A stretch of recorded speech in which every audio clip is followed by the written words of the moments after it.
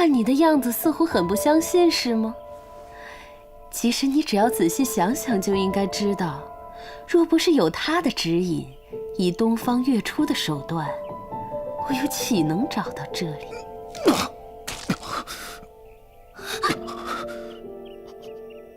少爷，被心爱的人背叛的滋味不好受吧？好了，废话也够了，我们开始吧。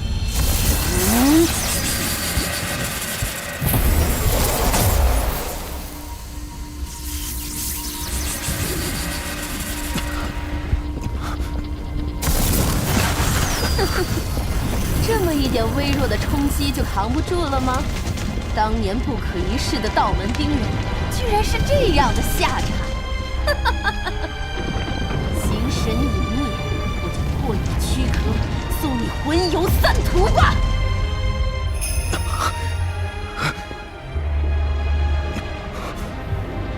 少爷，没事的，青铜不会让你死的。我知道，如今的情况，说什么都没有用。我也不求少爷能原谅我，只求至少让我救你一次吧。这颗光珠是可以引爆自身妖气的法宝，是东方少爷之前为我留下的。它可以燃烧我全部的妖气，这些妖气至少可以为你抵挡一会儿。青铜不怕死，只求以我之命，以正我心。用不着。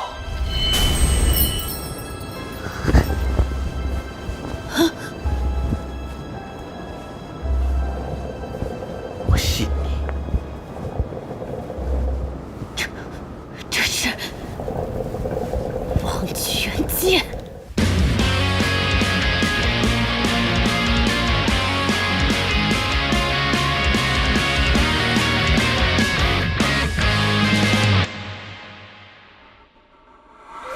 怎么可能？没有法力的你，为何能召唤出王权剑？啊！少爷，这剑为何？看着青铜的身影，以及那颗自爆弹，我心中触动那剑，而同时，在我的手中，它已经出现了。虽然我已毫无法力，但凭直觉，我已经知道这把剑由何而来。青铜，只要我王权在手，无人可伤我们分毫。装腔作势！你不过一个功力尽废之人，你能做什么？你给我去死吧！不错，我法力尽废，但此剑由来，乃是吾之性命。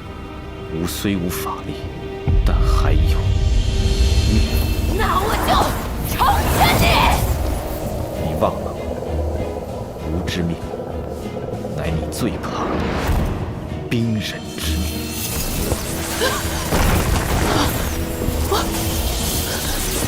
我的图，这就是王权剑意。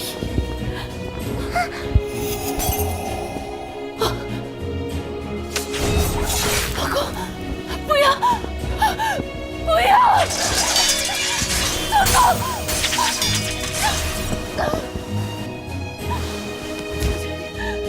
求求你放过我们，和这封在关内的丈夫在一起，是我的唯一。求你留到前世，求求，求求！少爷，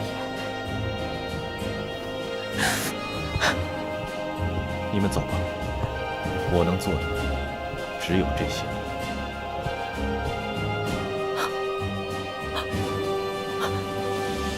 多谢，多谢。哎呀，难得我及时赶回来，居然只能看戏。哼，没想到他居然能临阵突破，领悟到人兵一体的境界。不过，古书中记载，凝结冰人的生命精华为王权剑魂。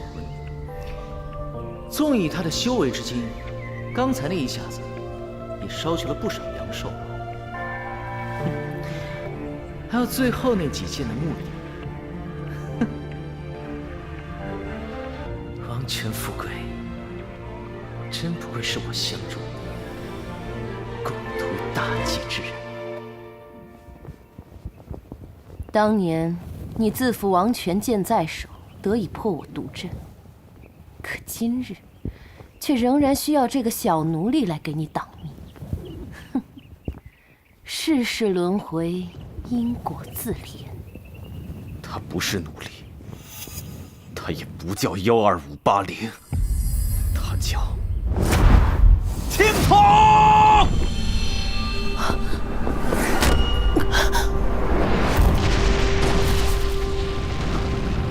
毒打者被一剑当扁，没错，就是这个，就是我曾经解释过的天地一剑。终于，知道本少爷的厉害了吧？我好强，这便是强的感人呐500年前迟来的死吧，要你！大仙，手下留情，剑下留妖啊！请先让我把话说完，把话说完。不管你要说什么，你给我离远点去！啊，是吧？好吧，听我说，听我说，大仙啊，大仙，我和我娘子这次不是来加害两位的，我们这次是来报恩的。保安，大仙，真有眼光。喂，重点错了吧？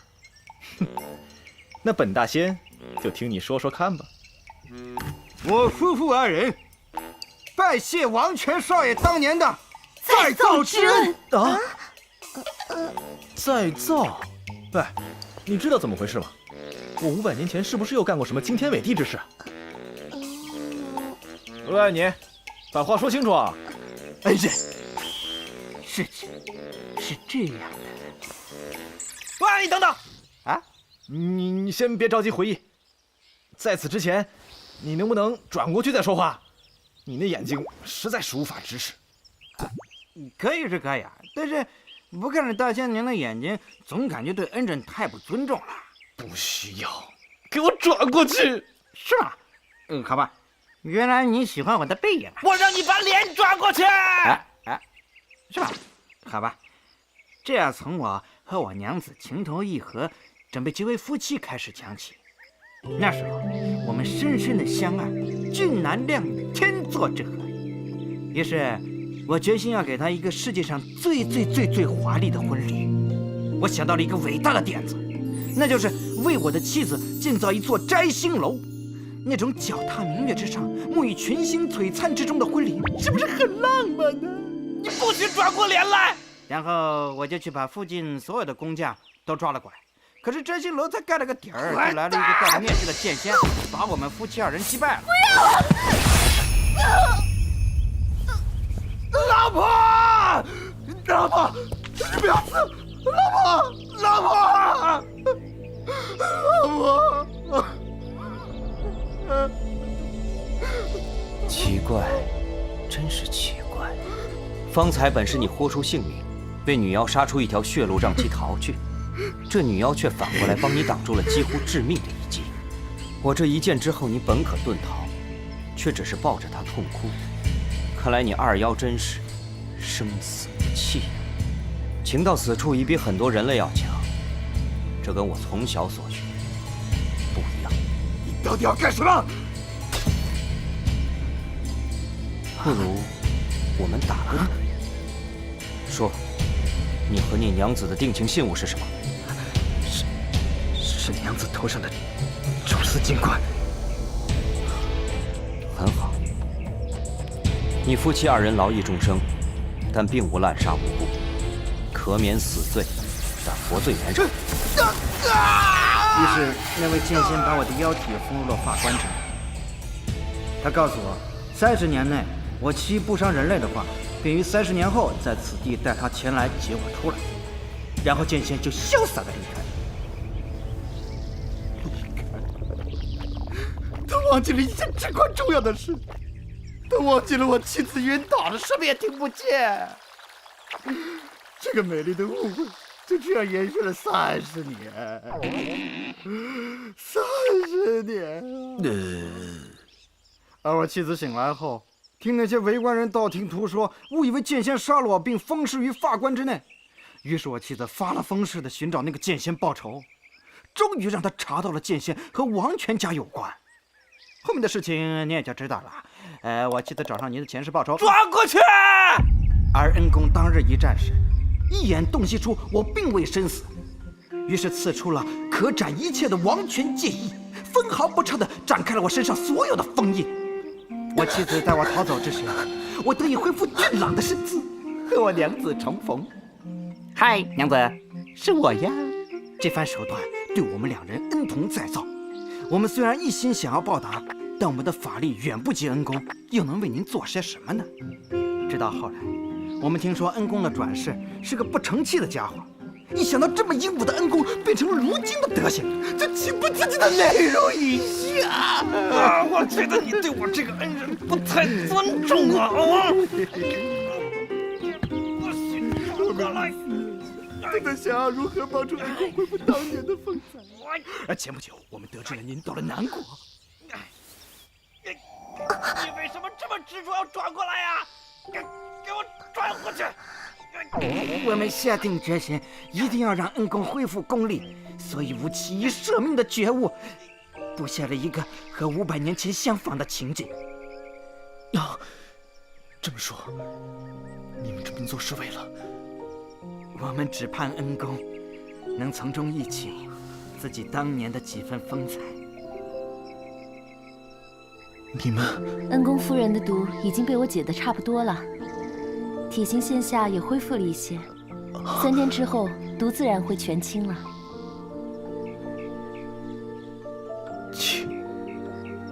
青铜，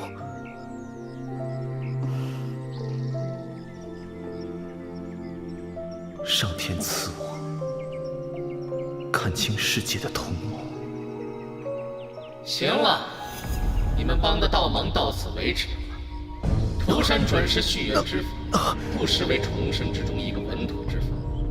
不过这种老骨头缺陷大得很呐，毕竟那只是为妖打造的爱情规则，并不适合真正的重生，尤其是遇到道门兵人。富贵！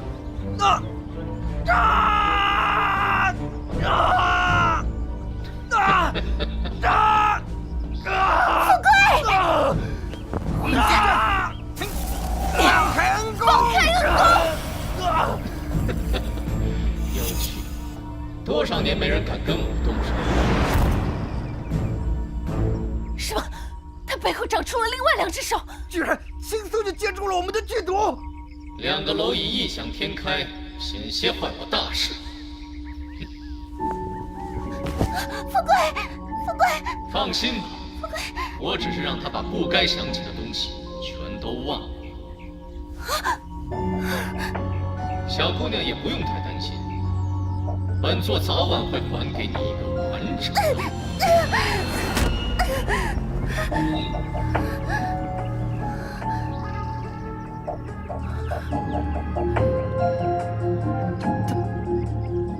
消失了。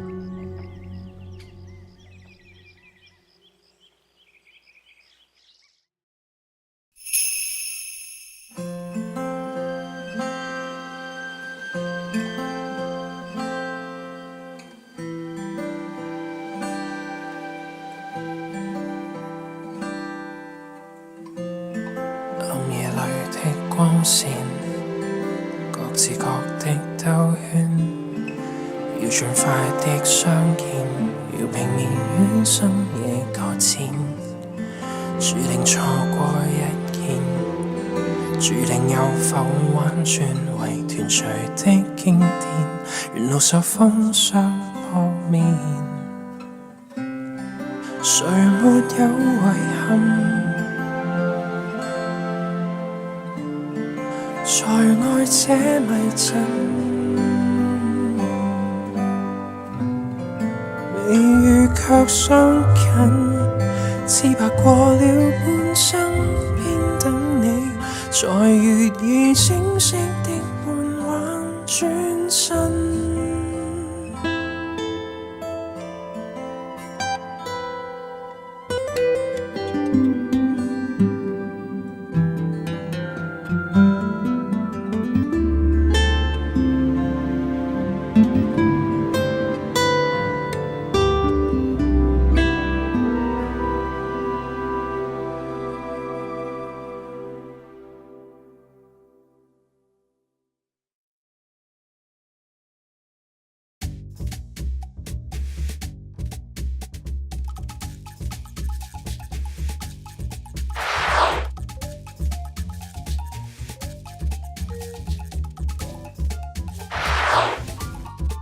制作周期跟过往相比没有太大的区别，这个区别只是因为时长的增加带来的正比例的抻长和团队人员的调度，所以其实做一集动画要的时间都是差不多的，2个月左右吧。狐妖稍微短一些，差不多是1个半月。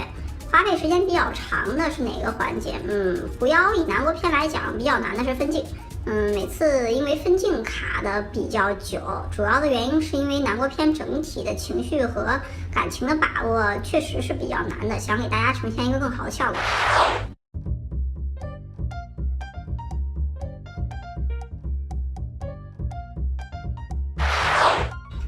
整个狐妖最有趣的事情，其实是我们第一次看见狐妖 PV 的时候，因为第一次跟韩国那边试水成功，当时我们的主力动画线上的效果都是那样的。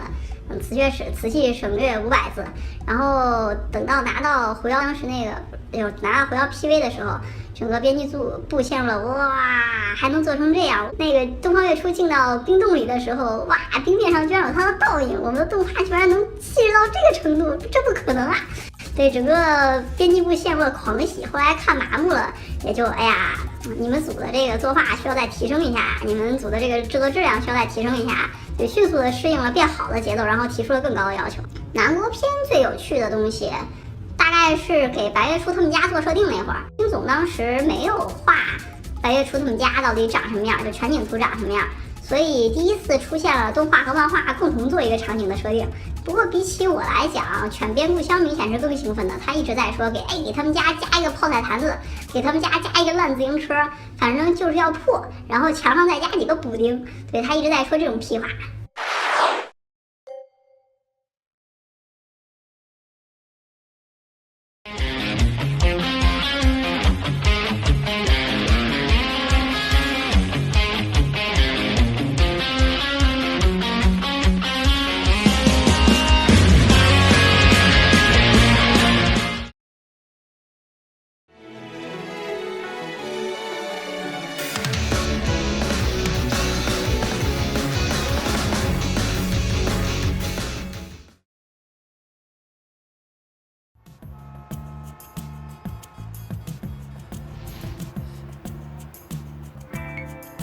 扫就扫吧，大不了一会儿删了它。